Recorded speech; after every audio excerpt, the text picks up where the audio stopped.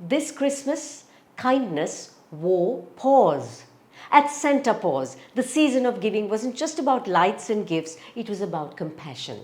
This Christmas bazaar brought together festive cheer and a powerful reminder that while people can ask for help, animals cannot.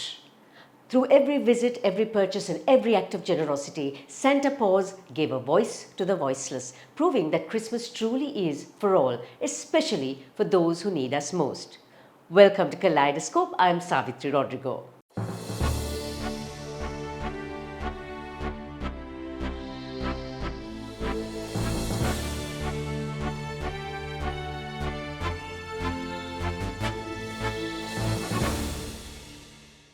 From the Kaleidoscope studios, Suranga Perera, Sanwada Dharmasena, your quick fire wrap of the week on CDB.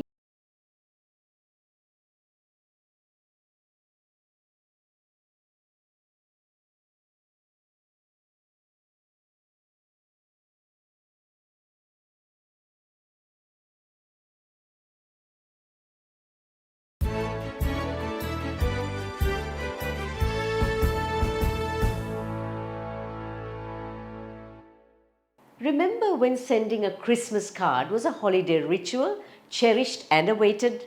Today, with messages at our fingertips, the art of the card may seem forgotten, but for some, it's still magic on paper. We went over to SantaPaws last week and met Sanwada Dharmasena, who is revamping the tradition of cards. Every card from Butterfly Wishes is handmade, unique, and crafted with love, perfect for keeping the spirit of Christmas alive, one heartfelt message at a time. So I have always been giving people handmade cards, they just never knew about it. And when they did finally know about it, they just kept saying make. So I made. So how does Sanwada source all the beautiful details on these cards? It's a little difficult to source most of the stuff here. For example, my embossing powders and all, I get it sent by, I couldn't bring it down. Beautiful, thoughtful and unforgettable, she doesn't just stop at Christmas cards. I have for anniversaries, birthdays, and because it's a new trend where people don't want box gifts for their weddings, I have money cards, which are superb because hopefully it's a nice card, and then you've got a little pouch on the inside where you can put your money in, and then you write whatever thing you want to write for the people. And these are what I call my money cards. So whether it's birthdays, weddings, money cards, gift tags, basically any reason or even an excuse to send a card, Sanwada's cards remind us that some traditions are worth holding on to. Watch, follow and stay connected with Kaleidoscope on YouTube, Facebook, Instagram and LinkedIn. Powered by SriLanka Live CDB and The Daily Morning. Thank you to our partners. She wins with CDB Wings, exclusive financial solutions for women.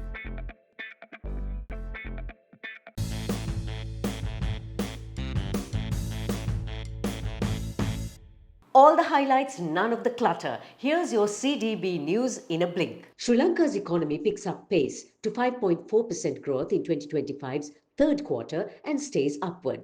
Sri Lanka's vehicle import revenue is up to 800 billion rupees with total collections at nearly 2.4 billion. Sri Lanka's tax revenue is expected to rise to 16% of GDP by end 2025 for Sri Lanka. The Rebuilding Sri Lanka Fund is over 3.421 million rupees strong today. And here's how the market stacked up this week. On the Colombo Stock Exchange, daily turnover levels dropped as foreign selling continued. The All-Share Price Index pegged at 22,300 levels.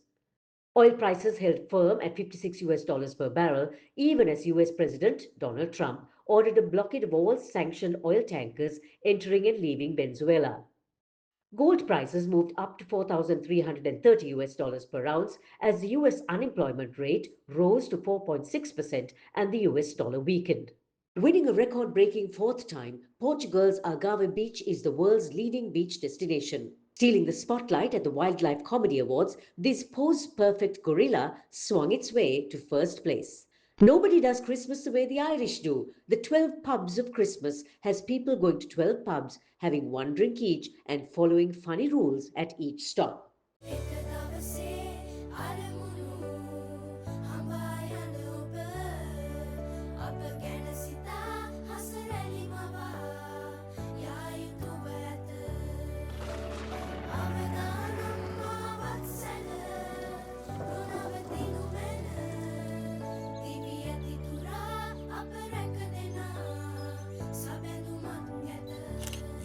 focus on your goals. We will take care of the risks. SriLanka Life.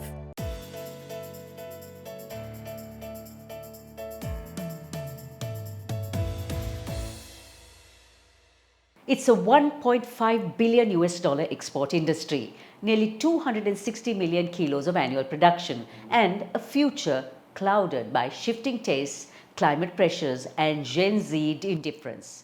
Enter Suranga Perera, Sri Lankan tea veteran, global analyst and educator, and a judge at the World Tea Competition in London.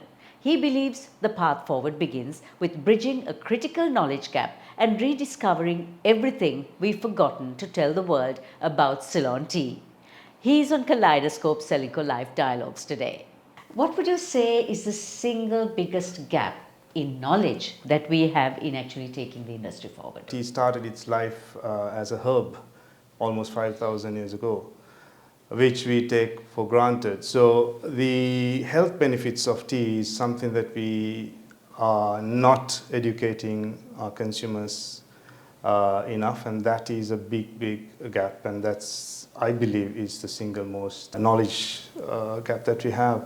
From where you sit, what sort of direction do we need that Sri Lanka urgently needs to take this industry and keep it strong and healthy, so to speak? We do have a strategy now. So the government has come forward and said we want to increase our production to 400 million kilos and income to 2.5 billion USD. We are at about 1.4 at the moment.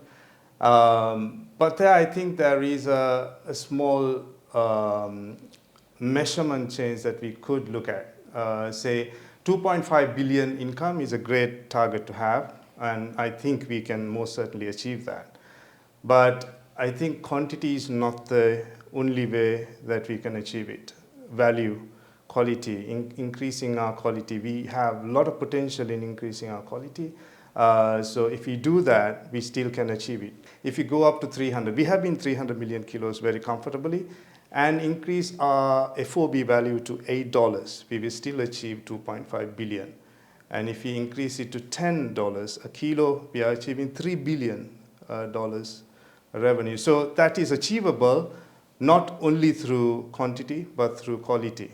What emerging trends concern you, and how vulnerable is Sri Lanka in that context? The healthier driven beverage market is patronized by the new generation, wanting to know the impact those beverages are having in their bodies.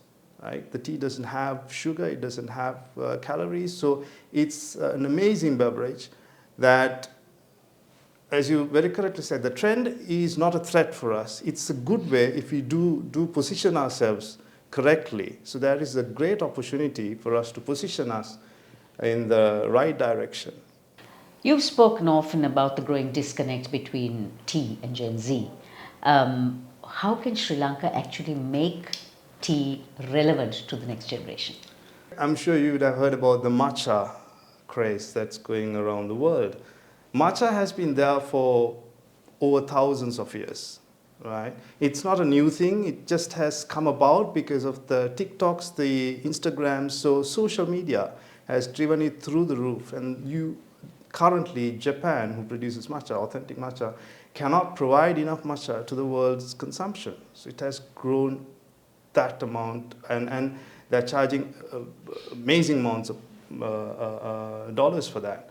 I think the Gen Zs, as I said earlier, they want to know things, they want to know what they are doing, what are these beverages, whatever they buy, do to them. I was with the Cambridge University doing a session with them, and the questions they ask gives me the strength and the belief that we have a great product that we can go and deliver, just that we are not communicating that. So communication is the main gap, I believe. The countdown is on. Catch us on Christmas Day with a sprinkle of elf magic and holiday cheer.